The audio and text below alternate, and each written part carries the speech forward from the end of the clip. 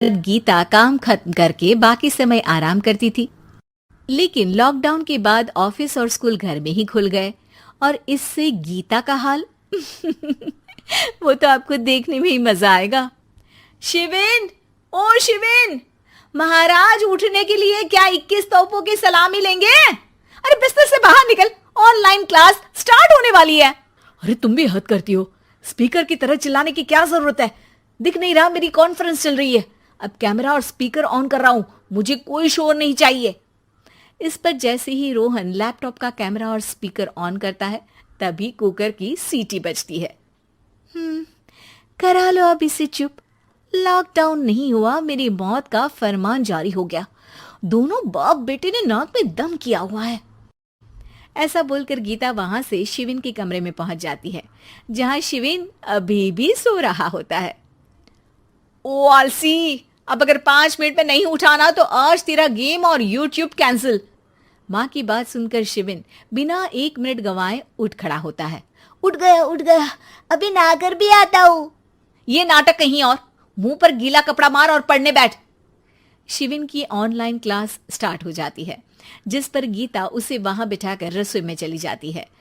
थोड़ी देर में उसे कमरे से कुछ आवाज सुनाई देती है, जिसे सुनकर वो कमरे में वापस आती है।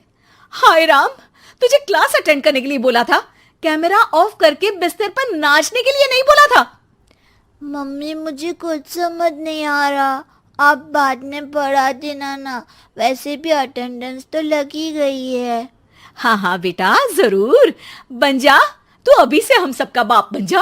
अरे नहीं मतलब कहाँ से लाते हो इतना दिमाग, और पढ़ाई करते हुए ये चला कहाँ जाता है? नाइस क्वेश्चन, दिमाग से पूछकर बता दूंगा। शिविन की बातों से परेशान होकर गीता उसे मारने के लिए जैसे ही आगे बढ़ती है तभी वो कमरे से बाहर भाग जाता है। अब शिविन आगे आगे और गीता हाथ में चप्पल पकड़े उसके पीछे पीछे पूरे घर में दोनों घूम रहे होते हैं।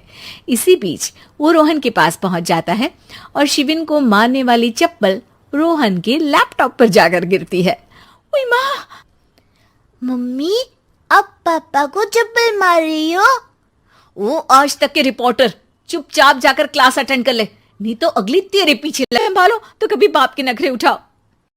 इन्हीं सब उथल पुथल में दिन बीतते रहते हैं, जिसमें हर रोज घर के अंदर कुछ नया सियप्पा खड़ा मिलता है, जो ज्यादातर शिविन और रोहन के ऑनलाइन स्कूल और ऑफिस से रिलेटेड ही होता है। एक सुबह, शिविन चल उठ, आज की क्लास जल्दी है। कैमरा ऑफ करके आप अटेंड कर लो। अरे ऐसे छित्तर पड़ेंगे, दादी नानी सब एक साथ याद आ जाएंगी। गीता की लाख मशक्कतों के बाद क्लास तो खत्म हो जाती है, लेकिन उसके बाद शिविन फोन इस्तेमाल करते हुए इंस्टाग्राम रील बनाने लगता है। रसोड़े में कौन था? तुम थी, मैं थी, कौन था? कौन था? हाँ, मैं गरीब हूँ। अरे ओ गरीब के बेटे, आजा, मैं बनाती हूँ तुझे गरीब। मैं बताती हूँ रसोड़े में कौन था। पढ़ाई करने बोलो तो इनकी माँ मर जाती है, और ये पागलपंतियां जितनी मर्जी करा लो। गीता शिविन को डांट रही होती है, तभी रोहन बीच में बोल पड़ता है। अरे बच्चा ही तो है, इतना गुस्सा क्यों कर रही हो? बेटे का साथ देने की इसी एक कोशिश में अब शिविन के साथ साथ रोहन भी गीता के गुस्से की सूली पर चढ़ जाता है। अगर बेटे पर इतना ही प्यार आ रहा है तो इसे क्लास अटेंड क्यों नहीं कराते, इसका होमवर्क क्यों नहीं कराते? उस समय तो बहुत जल्दी मीटिंग आ जाती है, वो काम मैं करूं और यहाँ इस बेफिजुली की चीज में तरफदारी करके बन जाओ महान। हे भगवान, कोई तो इनके ऑफिस और स्कूल खुलवाओ, मैं इन्हें और घर में नहीं सह सकती। अरे कुछ और मांग लेती, क्योंकि तुम्हारी ये विश इस साल तो पूरी होने से रही, कोरोना। हाय नास पिटे ने जिंदगी ही बर्बाद कर दी। खाए कोई पचाए कोई, कल मुझे चुन चुन कर सबको मेरी बद्दुआ लगेगी। उन्होंने दुनिया का और इन बाप बेटे दोनों ने मेरा जीना मुश्किल कर दिया। गीता वहां से चली जाती है, जिसके बाद रोहन शिविन से कहता है, अरे तुम्हारी मम्मी इतनी भड़की हुई क्यों है? आपकी वजह से पूरा समय घर में रहते हो और उस पर कोई काम कराने की जगह बस ऑर्डर देते रहते हो। अच्छा बेटे, सारा इल्जाम मुझ पर, पूरा दिन तो वो तुम पर ही चिल्लाती है। हाँ, मतलब दोनों का 50-50 है, कुछ करना पड़ेगा। वो कहते ना, make the best out of worst, I have an idea. वैसे तुम्हारी माँ सही कहती है, बहुत जुबान चलाने लगे हो, कम बोला करो। अगली सुबह रोहन और शिविन अपनी गलती को सुधारने के लिए गीता के उठने से पहले घर का आधा काम खत्म कर देते हैं, जिसे देखकर गीता खुश हो जाती है और फिर बाकी बचा काम वो तीनों मिलकर पूरा कर लेते हैं। जिसके बाद अब वो सब मिल बांट कर हर काम में एक दूसरे की मदद करते हुए लॉकडाउन का मजा लेने लगते हैं। पर आए घर की लड़ाइयाँ कितनी भी हो, लेकिन ये भी सच है कि किसी पर कोई आपत्ति हो तो अपना ही परिवार साथ देता है। भैया, मेरे पीछे पुलिस लगी है, प्लीज मुझे बचा लो। रवि और राज दो भाई, लेकिन दोनों में कभी नहीं पटी। अरे क्या हुआ छोटे, क्या कर दिया तूने? अरे कुछ नहीं भैया, मेरा दोस्त है ना राजू, वो मुझे लेकर बैंक गया था। मुझे नहीं पता भैया कि वो वहाँ बैंक लूटने जा रहा है। मैं उसके साथ बैंक में घुसते ही सीसीटीवी कैमरे में दिख गया हूँ। अब पुलिस मुझे ढूंढ रही है भैया, मुझे बचा लो। राज कुछ सोचता है, फिर कहता है, ओके, तुम यहीं रुको, मेरा एक दोस्त पुलिस में है, मैं बात करता हूँ। तभी वहाँ रवि की बीवी राज की बीवी के साथ आ जाती है। तुम लोगों के घर जब तक पुलिस का आना जाना है, बच्चों को यहीं छोड़ दो, उन पर असर ठीक नहीं पड़ेगा। तभी वहां पुलिस आ जाती है। चलो चलो, कौन है रवि, थाने चलो। मैंने कुछ नहीं किया, मुझे कुछ नहीं पता। अरे वो तो पुलिस स्टेशन चलकर ही पता चलेगा कि कुछ पता है कि नहीं, चलो। कहानी का फ्लैशबैक। भैया, मुझे मेरे मकान में हक चाहिए ही चाहिए। अरे लेकिन छोटे, अभी मेरे बच्चों पर काफी खर्चा है, तेरी भाभी की भी तबीयत ठीक नहीं रहती, बजट बिल्कुल नहीं है कि मैं अलग होकर रहूं। देख लो भैया, 1 महीना है तुम्हारे पास, जल्दी से घर खाली कर दो। अरे कैसी बात कर रहे हैं भैया, मेरे शरीर में अभी इतनी हिम्मत भी नहीं कि घर को खाली करे।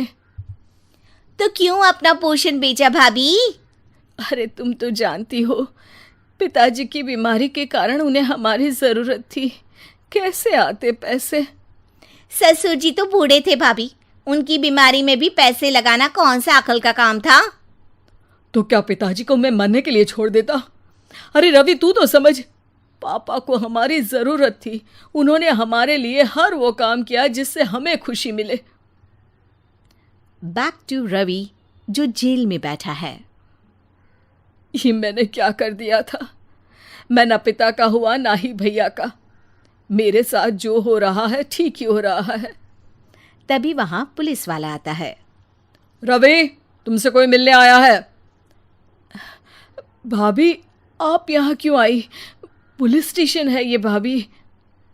भैया, आपकी जगह मेरा भाई होता तो क्या मैं नहीं आती?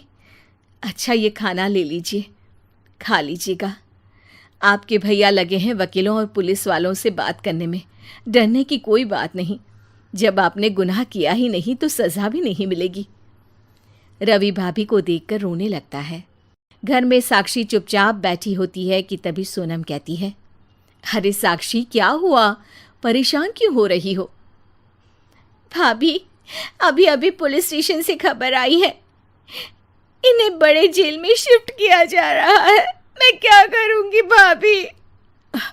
रो मत, हम अच्छे से अच्छा वकील करेंगे।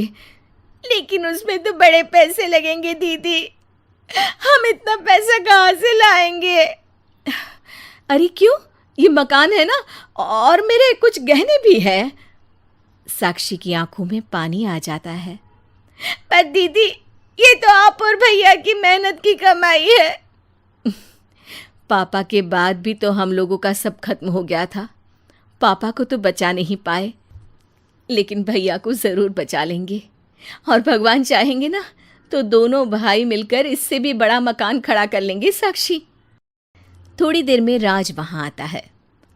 सोनम सही कह रही है साक्षी, पैसों की कमी के कारण किसी भी बेगुनाह को सजा नहीं मिलती।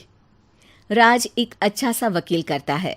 सोनम और साक्षी बचाए पैसे और अपने गहनों को बेचकर रवि का केस लड़ते हैं और जल्द ही रवि जेल से बाहर आ जाता है। रवि राज को गले लगाकर कहता है, भैया मुझे माफ़ कर दो, मुझे साक्षी ने सब कुछ बताया है। भैया, आपने मुझ पर विश्वास किया, मेरे लिए दिन रात मेहनत की, भाभी ने अपने गहने तक बेच दिए। भैया आपने तो पापा के लिए भी पैसे नहीं देखे, लेकिन मैं बहुत ही सेल्फिश निकला।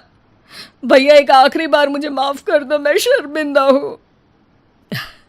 अरे भाई, अपने तो अपने ही होते हैं। पापा ने हमारे लिए क्या नहीं किया, ये तुम्हें बताने की ज़रूरत नहीं है मुझे। और फिर तू तो मेरा भाई है। पैसे से बढ़कर रिश्ते होते हैं भाई।